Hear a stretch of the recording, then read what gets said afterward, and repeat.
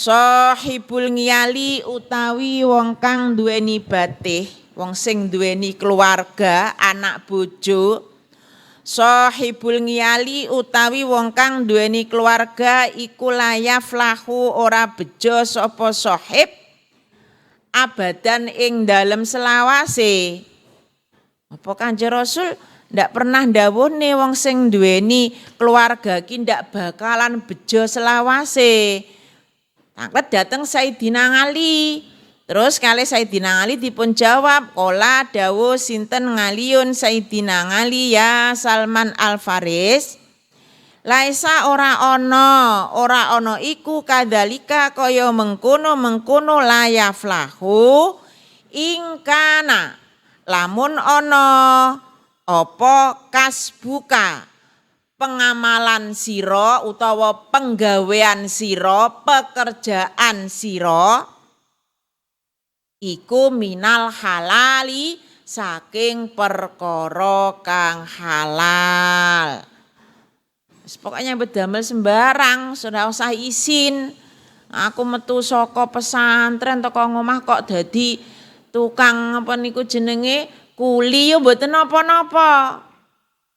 Sementing halal, sementing ora dadi maling, ora dadi rampok,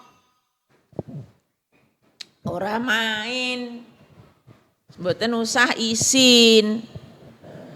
Bismillah, man mulai pondok pingine dadi kiai, sing akeh santrine, sing ngungkang-ngungkang ora kerja, beras teko dhewe, gula teko dhewe. Kenyataane barang teko ngomah sampean napa niku mung dadi kuli yo ndak apa-apa. Bismillahirrahmanirrahim. Bismillahirrahmanirrahim. Yafluhu bejo sapa sira ya Salmanuhi Salman al jannatu utawi swarga iku mustaqotun kang bronto seneng. Iku mustaqotun kang bronto ila ashabil humumi maring wong kang duweni prihatin. Susah, maksudnya susah niku nggih berusaha mencari napa niku jenenge lek nyusahne keluarga berarti nggih berusaha mencari nafkah sing halal. Lek nusahne ngabukti teng Allah nggih taat lek ibadah ngoten lho. Wal humumi lan prihatin minal halali saking perkara kang halal.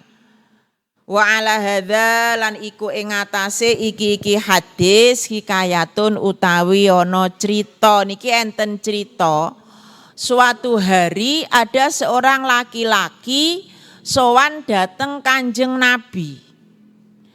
Terus matur, "Ya Rasulullah, saya baru saja melakukan dosa besar."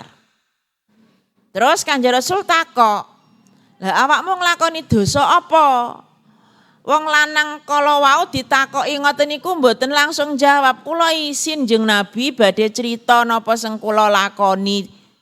Nah, Kanjeng Nabi rada napa niku rada murang-muring wong ditakoni kok ndak gelem jelasne apa yang telah dilakukan laki-laki tersebut.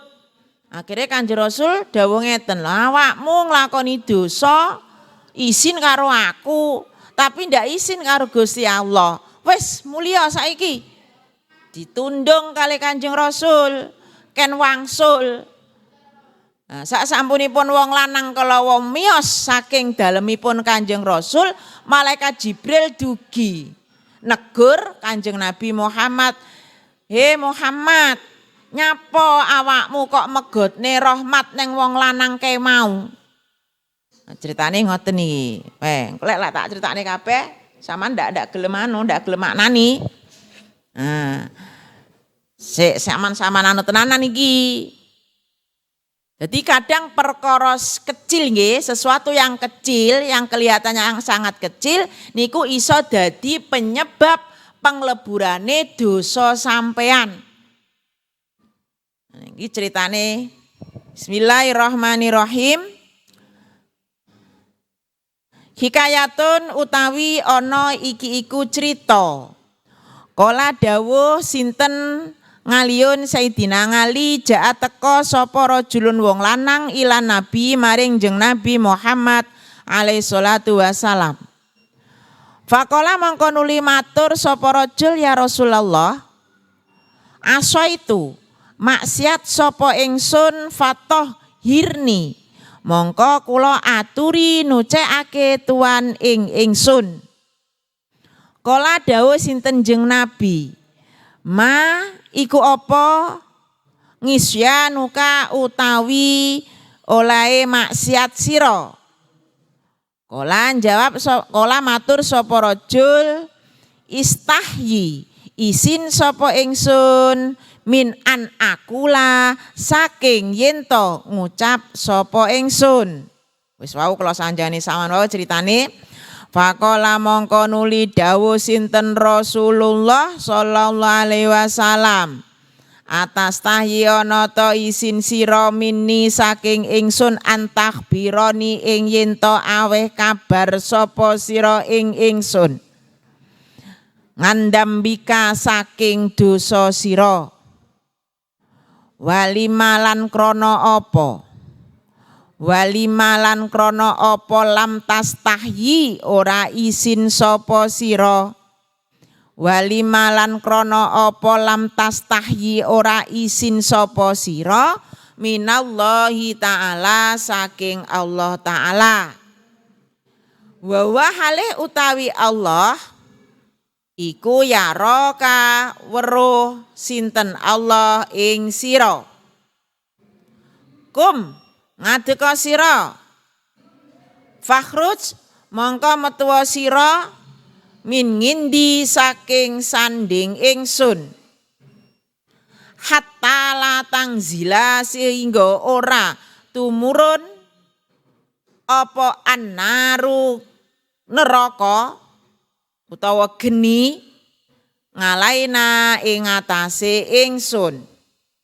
Fa kharaja mongko nuli metu sapa ar-rajulu wong lanang khaiban halih wong kang tuna. Dadi sak sampunipun dipun tundung Kanjeng Nabi tiyang kala wau susah dingkluk ngoten susah banget. Wa aisan lan putus asa. Bagian halih nangis wong kalih Kanjeng Rasul ditundung min ngindi Rasulillahi saking ngersani jeung Nabi Muhammad sallallahu alaihi wasallam. Faja'a mongko nuli teka sinten Jibrailu malaikat Jibril alaihi salam. Wa qala lan dawuh sinten malaikat Jibril, ya Muhammad duhe Muhammad lima krana apa ayasta megotake sapa sira al-asi ing wong kang duraka. Awakmu ndak ngerti to Muhammad, wong lanang sing rene mau lho. Sing lapor ning awakmu lek nindakne maksiat kuwi duweni pengamalan sing pengamalane iso nglebur ning dosa-dosane. Disanjangi ngoten kalih malaikat Jibril. Terus Kanjeng Rasul tangklet, lho amalane apa sing iso nglebur dosane wong sing rene mau? Bismillahirrahmanirrahim. Alladzi kang lahu iku tetep kaduwe ngasi kifaratun utawi kifarat lidzambihi maring dosane ngasi. Niki lho wa ing kanat niki lho. Wa ing kanat senajan ta ana apa adzunubu pira-pira dosa iku kafiratun akeh. Dadi senajan dosane wong lanang sing maksiat sing rene mau ki akeh, dhek iki lho duwe penggawean duwe pengamalan sing iso nglebur dosa-dosane. Fakola mongko nuli takon